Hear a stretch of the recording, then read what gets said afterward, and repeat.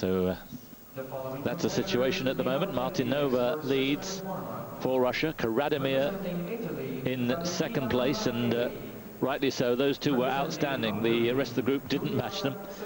It was half asking too much. Galina Efremenko in third place for the Ukraine. Representing Sweden, Amanda Nylander. Representing Germany, Annette Dytrt. And we go up quite a bit in the next group. In that group, we've got some of those who are very disappointed to be there, including Annette Dytrt from Germany, and perhaps most noticeably there, going second, Júlia Sebestyén of Hungary, who has really lost form. She's changed coaches, but has lost form fairly dramatically. Remember, Julia won the European Championship only 2 years ago. Yeah, she's really struggled to find that sort of form ever since then. It's been a real uphill struggle. We've seen that before, where a skater has come out, she won it at home, and just can't emulate that that performance again. And I know Andras Sares, her former coach, who nurtured her to that European title, he's done everything, tried every trick in the book to try and get that out of her again, and just not happening. So maybe a change of coach is the right thing for her. Strange time to do it, though. Absolutely. But maybe desperate needs need desperate measures.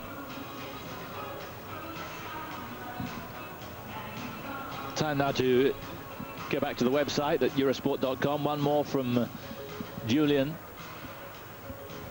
We said, with the season coming to a close, give us a wrap on the new scoring system. What's your take on its impact? What changes would you make? Is the ISU scheduled to review the system? If so, when?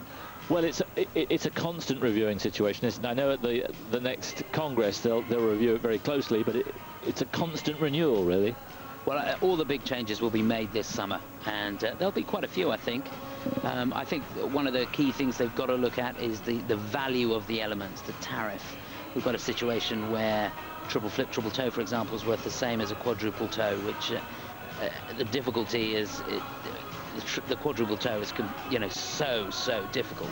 For the men, once the men can do a triple flip, it's not too difficult for them to get a triple toe on the end of it.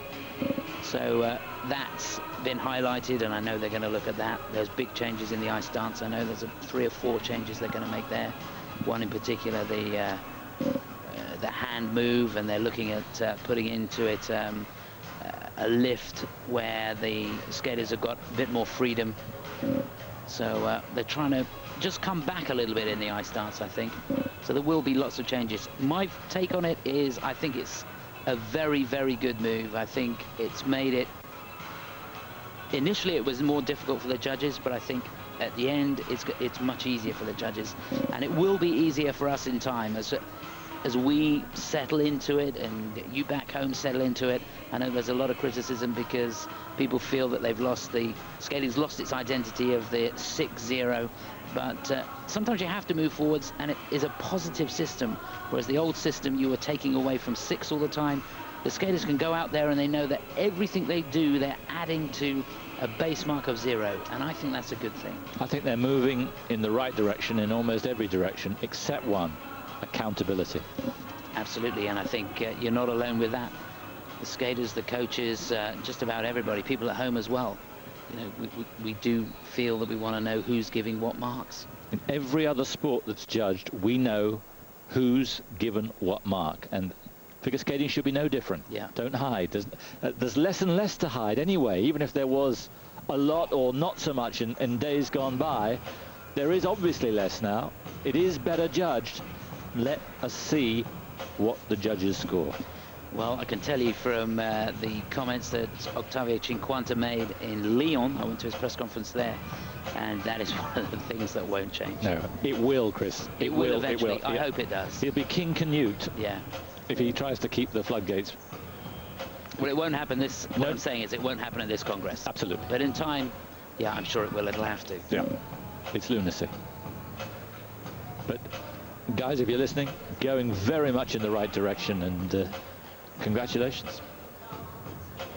Yeah, they spent a lot of money on it. I think it's in excess of 50 million Swiss francs. So that shows you the commitment, and you know, and to do it in 4 years, yes, formidable. It was good because also they had a seminar for the media in Paris, how to work the system. I couldn't go. We sent Nikki Slater. 1 minute remaining in the warm-up. And that wasn't a waste of money. No, very good idea. It's important that everybody gets a good feel for the system, because it is mighty complicated, I can tell you that. And when you look at the judging panel, it runs the complete length of the rink, and then you've got your controller, your technical assistant, your technical specialist, No. Tom Cobley and all. No, it was very good, very open, and Nikki reported back. Seriously, Nikki reported back and said, you know, it was a thoroughly worthwhile experience, and congratulations to them for that. With that kind of openness, the accountability of the judges is just one more step. Anyway, I've got off my hobby horse, I hope. And let's enjoy the next 6. Valentina Marchei, runner-up to Carolina Kostner in the Italian Nationals, Júlia Sebestyén.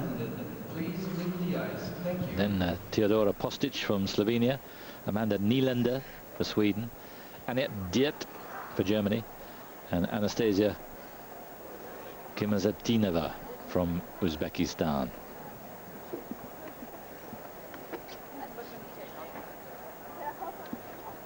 And in the next group, I'm really looking forward to seeing the Georgian again, Elena Gedovanishvili.